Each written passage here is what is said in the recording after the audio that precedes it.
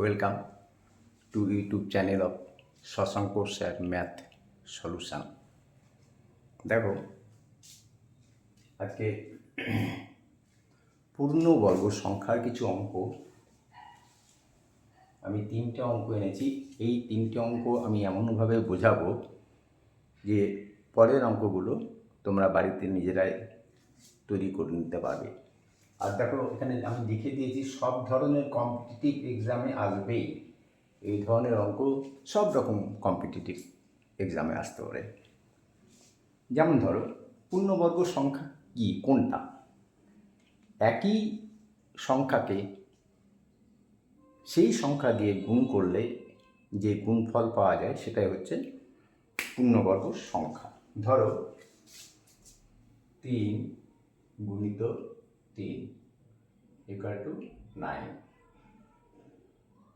4 গুণিত 4 equal to 16, 5 গুণিত 5 equal to 25, 6 গুণিত 6 ইকুয়াল টু 36। এই যে 9, 16, 25, 36 এগুলো সব পূর্ণবর্গ সংখ্যা। এবার প্রশ্ন হলো যে 11, ধরো 11 কি পূর্ণবর্গ সংখ্যা? না, 11 পূর্ণবর্গ সংখ্যা না। কিন্তু 11 কাছাকাছি পূর্ণবর্গ সংখ্যা কি? 9। আর তারপরের পূর্ণবর্গ সংখ্যা কি? অবশ্যই 16। তো সেটা কি করে বের করবে, তাই না? আবার ধরো 25, 28, 28 কি পূর্ণবর্গ সংখ্যা? অবশ্যই না। কিন্তু 28-এর কাছাকাছি পূর্ণবর্গ সংখ্যাকে 25, আর তার পরবর্তী পূর্ণবর্গ সংখ্যাকে 36। তাহলে কি করে বের করবে? দেখো, পূর্ণবর্গ সংখ্যা নির্ণয়ের যে পদ্ধতি সাধারণত আমরা অ্যাপ্লাই করি সেটাই আজকে অ্যাপ্লাই করব। দেখো 11,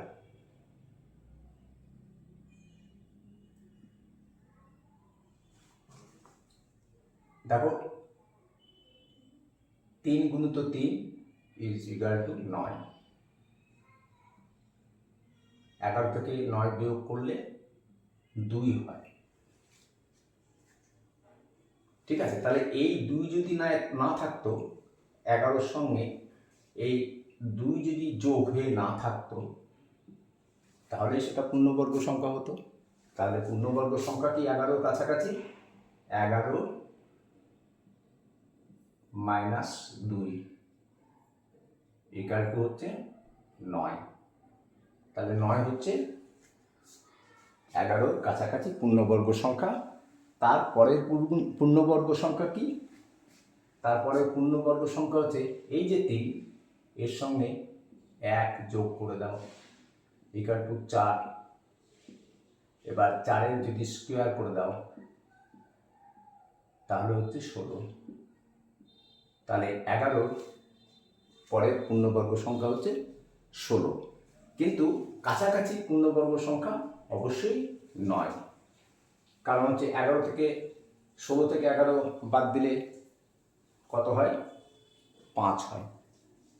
আর তুমি যদি 11 থেকে 9 বাদ দাও তাহলে 2 হচ্ছে। তাহলে কাছাকাছি পূর্ণবর্গ সংখ্যা 9।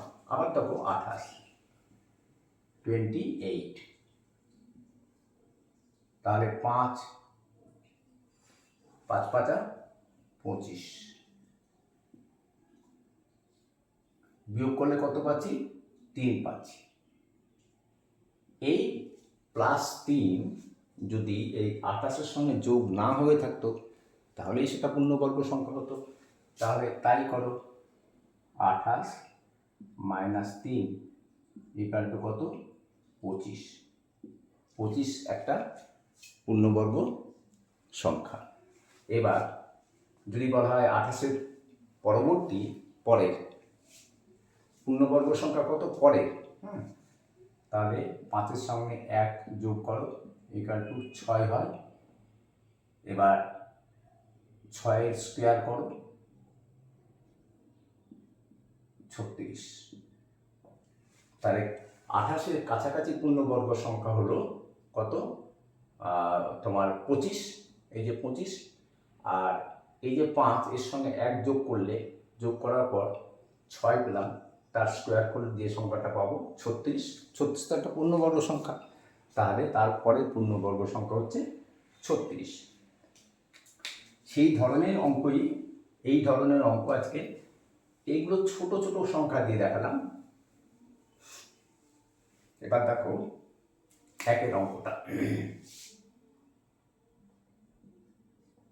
1 অঙ্কটা বলা আছে 1176 এর 1 নাম্বার নিকটতম পূর্ণবর্গ সংখ্যা কি? নিকটতম পূর্ণবর্গ সংখ্যা কি? 2 নাম্বার তারপরের পূর্ণবর্গ সংখ্যা কি? তাহলে কি করবে? একই নিয়ম, একটু নিয়মটা দেখিয়ে দেব। 7, 6 এটা 4, 5, 6, 7 অঙ্কেরও হতে পারে, আরও বড় অঙ্কেরও হতে পারে। আমি বোঝানোর জন্য এবং ভিডিওটা যেন লেন্দি না হয়, লং না হয়ে যায়, তার জন্য আমি এই 4টে করে নিয়েছি। ডান দিক থেকে দুটো দুটো করে নাও, তাহলে আমরা কটা পেলাম? দেখো 11 পেলাম আর এখানে 76 পেলাম। তাহলে এবার দেখো 3 তিরিকে 9, 11 থেকে 9 বাদ দিলে কত হয়? 2।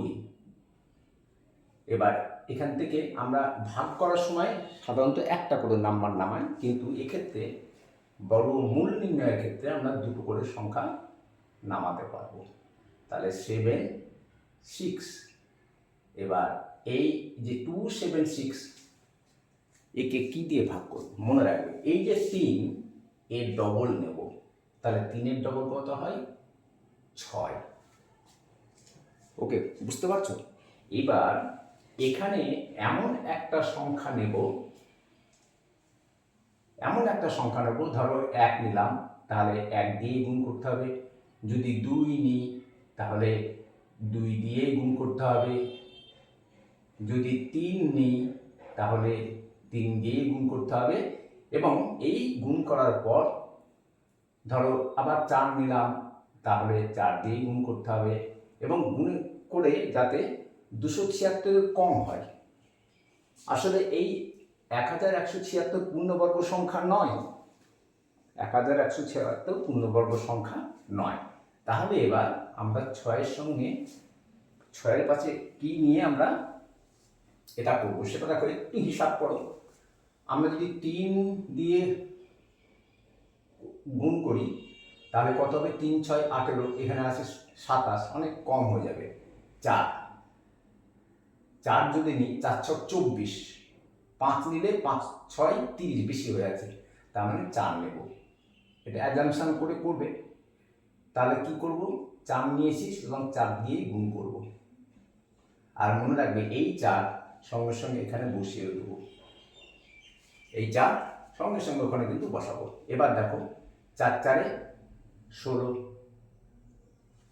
6 হাতে থাকলো 1, 4, 6, 24, 25, তাহলে 200 কত হলো? 56। এবার বিয়োগ করো, বিয়োগ করলে কত হচ্ছে?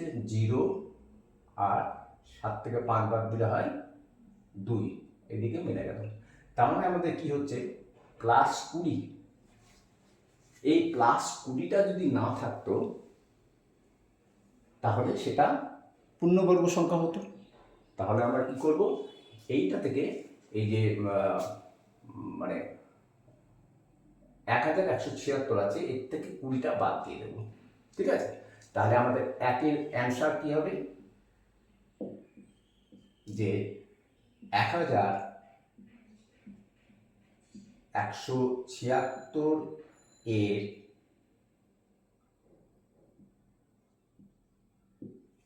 76 এর কাছাকাছি বা নিকটবর্তী, নিকটতম নিকটতম পূর্ণবর্গ সংখ্যা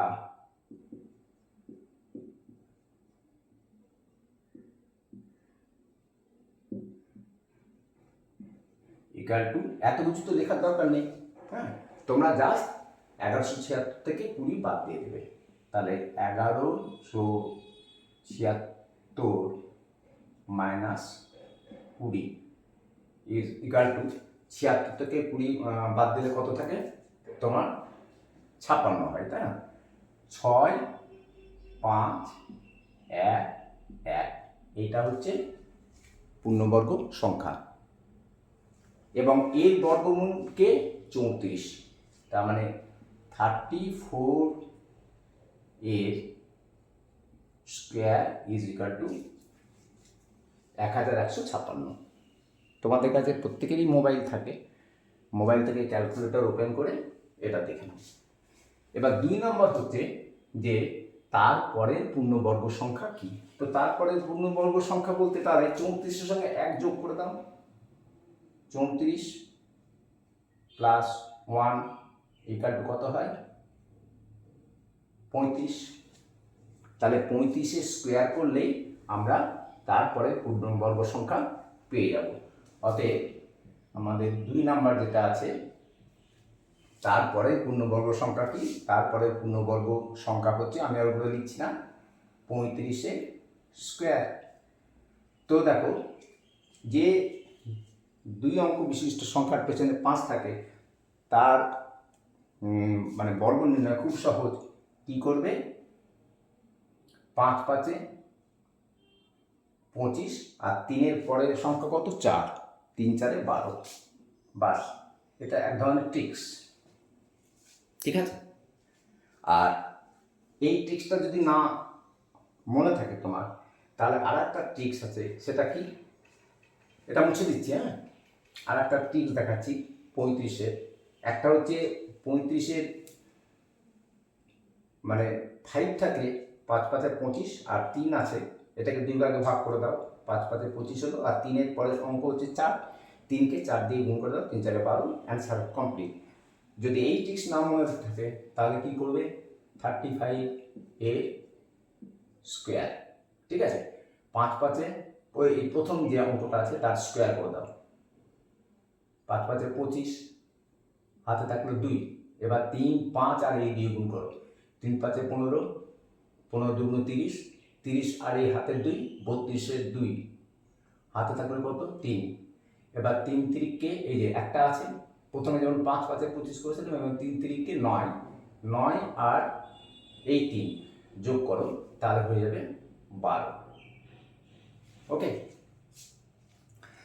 তাহলে আশা করি প্রথম অঙ্কটা বুঝতে পেরেছো। নাও 2 নম্বর অঙ্ক আছে 5220। 5220, একই নিয়ম, ডান দিক থেকে দুটো দুটো করে নাও। এখানে কত আছে? 52। এমন একটা সংখ্যা বের করো যে এর কাছাকাছি যাবে, সেই সংখ্যাকে গুণ করলে, তাহলে 6 6 36, 7 নাও, তাহলে 7 7 49, বিয়োগ করো। 52 থেকে 49 বিয়োগ করলে 9 10 11 12, 3 12, হাতে থাকলো 1 4 5, মিলে গেল, তাই তো? তাহলে উপর থেকে কি নামবে? দুটো অঙ্কই নামবে 2 0। এইবার কি হবে? এই 7-এর ডবল আনতে হবে, 7 2 14। এবার এখানে এমন একটা অঙ্ক নিতে হবে, যা নেব তাই দিয়েই গুণ করব, যা নেব তাই দিয়ে গুণ করব। এখানে কত আছে? 320। এবার একটু ভাবো, দেখো আমরা যদি 1 নিই 141 হবে। 1 নিলে এখানে যদি 1 নিই, আবার 1 দিয়ে গুণ করব, তাহলে 141। 2 দিয়ে যদি নিই তাহলে কত হবে? 2 যদি নিই তাহলে 14 2 28 হচ্ছে, আর 3 3 14 42, বেশি হয়ে যাচ্ছে, তার মানে অবশ্যই 2। তাহলে 2 যদি নিই তাহলে কি করতে হবে? 2 দিয়েই গুণ করতে হবে। তাহলে 2 দিয়ে গুণ করলে কত পাচ্ছি আমরা? 2 দুগুণ 4, 4 দুগুণ 8, 2 একে 2। এবার বিয়োগ করে দাও। তাহলে 4 আর কয়ে 10, 6 এ 10, হাতে থাকলো 1, 9 আর কততে 12, 3 এ 12।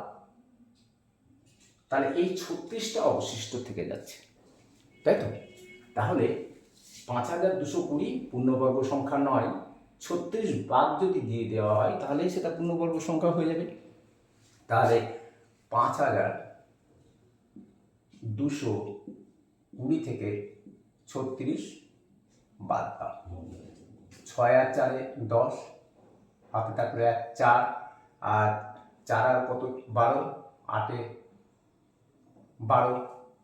ওকে, আর থাকছে তাহলে হাতে 1 আর 5 1। তাহলে 5184 হচ্ছে একটা পূর্ণবর্গ সংখ্যা এবং এটাই হচ্ছে 520 এর নিকটতম পূর্ণবর্গ সংখ্যা। ঠিক আছে, এটাই নিকটতম পূর্ণবর্গ সংখ্যা। নিকটতম পূর্ণবর্গ সংখ্যা।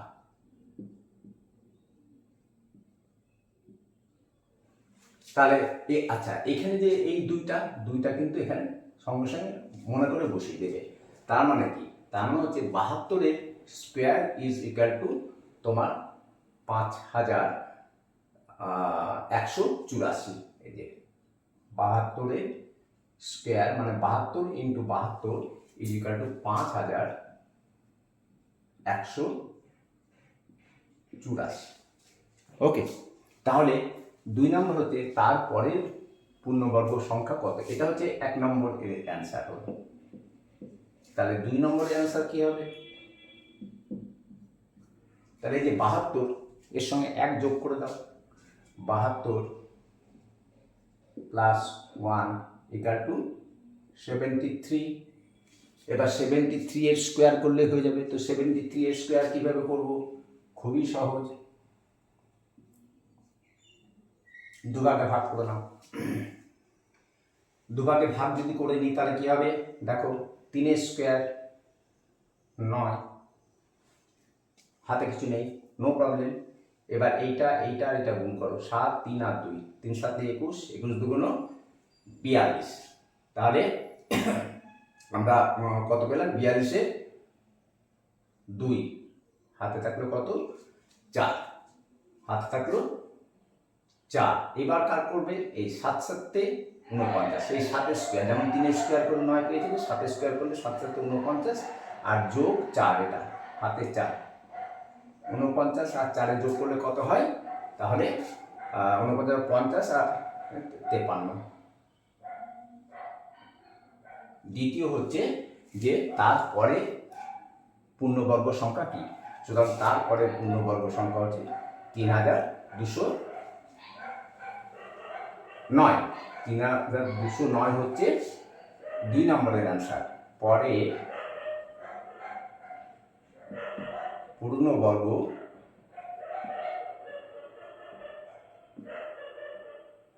সংখ্যা। কার পরে পূর্ণবর্গ সংখ্যা? এই যে 5220 এর পরের পূর্ণবর্গ সংখ্যায় হচ্ছে 5329। ওকে, আশা করি বোঝাতে পেরেছি। না, এবার এটা ক্যালকুলেটর দিয়ে চেক করে নিতে পারো যে এটা ঠিক হচ্ছে কিনা। 73 ইন্টু 73 করো ক্যালকুলেটারে, দেখো 5329ই আসবে। তোমরা এই অঙ্কটা শিখছো প্লাস স্কোয়ারের টিপসগুলো কিন্তু শিখে যাচ্ছে। না, আমাদের 3 নম্বর অঙ্ক এবং এটাই শেষ অঙ্ক। কালকে আবার নতুন অঙ্ক নিয়ে আসবো অন্য ধরনের, যেগুলো কম্পিটিটিভ এক্সামে অবশ্য আসবে, এই ধরনের অঙ্কই নিয়ে আসবো। দেখো, 8879 এর নিকটতম পূর্ণবর্গ সংখ্যা কি?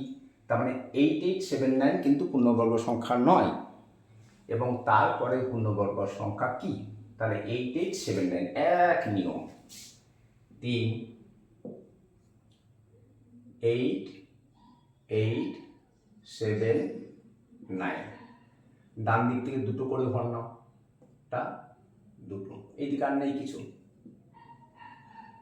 তাহলে কি করবে, প্রথম হচ্ছে তোমার 88, তাহলে 8 8 64, 9 9 81, 10 10 100, তাহলে 9 9 9 81, বিয়োগ করো, কত নামবে, 7 নামবে। পরের দুটো সংখ্যাকে আমরা নামাতে পারবো, একসঙ্গে দুটো সংখ্যা 7 9। এবার 9 এর দ্বিগুণ করে এখানে বসাও, তাহলে কত হলো, 18 হলো, 9 দুগুণ 18। এবার এখানে এমন একটা সংখ্যা নেব যে সংখ্যাকে সেই সংখ্যা দিয়েই গুণ করতে হবে। এখানে 1 নিলে 181 হবে, তাহলে 181কে 1 দিয়ে গুণ করব।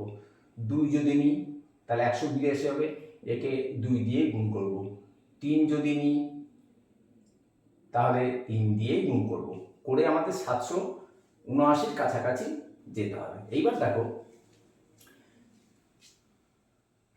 যদি আমরা ধরো এখানে 4 নিই, দেখো যদি 5 নিই, 5 18 কত হয়, 5 18 কিন্তু বেশি হয়ে যায়, 5 18 হচ্ছে 90, 5 8 40, 4 18 কত 72, তাহলে 4, তাহলে কি দিয়ে গুণ করতে হবে, 4 দিয়েই গুণ করতে হবে, আর এইটার এখানে বসিয়ে দিতে হবে। তাহলে এখানে কত হলো 94, আর এদিকে গুণ করে 4 4 16 6, হাতে থাকলো 1, 4 8 32, 33, ওকে 33, 3 হাতে থাকলো 3, আর 4 কে 4 3 7, বিয়োগ করলে পাবো 6 আর 3 9, আর 7 থেকে 3 বিয়োগ করলে 4।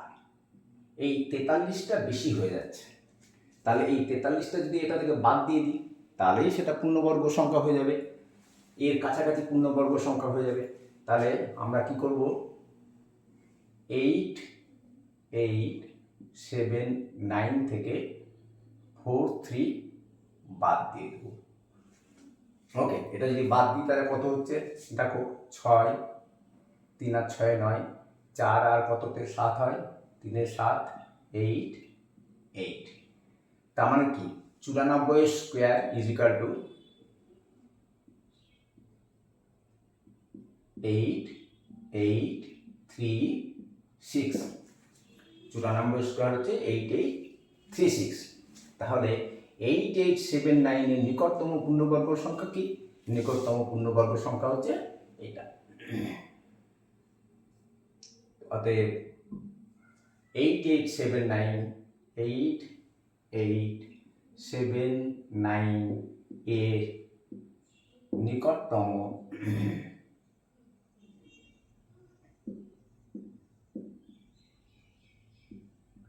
পূর্ণবর্গ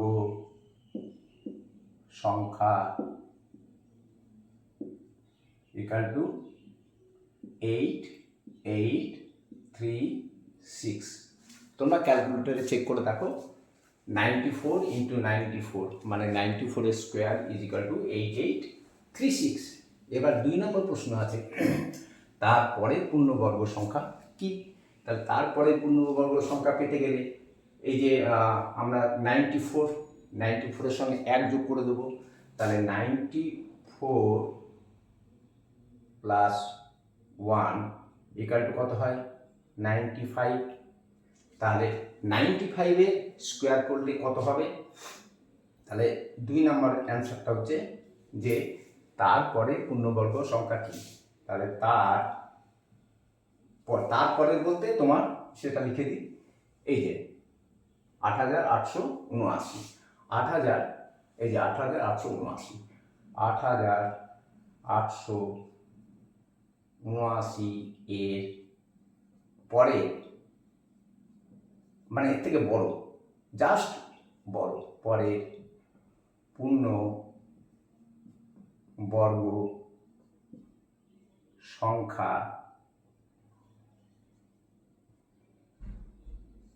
ইকুয়াল টু, তাহলে 95 স্কোয়ার হয়ে যাবে। তাহলে দেখো দুটো অঙ্ক আছে, যার শেষ অঙ্ক আছে 5, তাহলে এর অ্যান্সার ট্রিক্স খুবই সহজ। আমি একটা করে দেখাচ্ছি, পরের ট্রিক্সটা আগে অঙ্কের তো শিখেছিলাম, প্রথম অঙ্কটা ছিল সেই অঙ্কে আমি শিখিয়েছিলাম ওই যে 25 এর স্কোয়ার দিয়েছিল। এক্ষেত্রে কী হবে, 5 5 25 আর 9 পরের সংখ্যা কি 10, তাহলে 9 10 90। ওকে, 9025, তাহলে 8879 এর পরে পূর্ণবর্গ সংখ্যা হচ্ছে 9025। ওকে, এটাই হচ্ছে এর মানে 2 নম্বর উত্তর। আচ্ছা, যেটা বলার কথা, দেখো ঘেমে গেছে, ফ্যান অফ করে করতে হয় তো, নাহলে তোমরা শুনতে পাও না কথা, আর খুব গরম।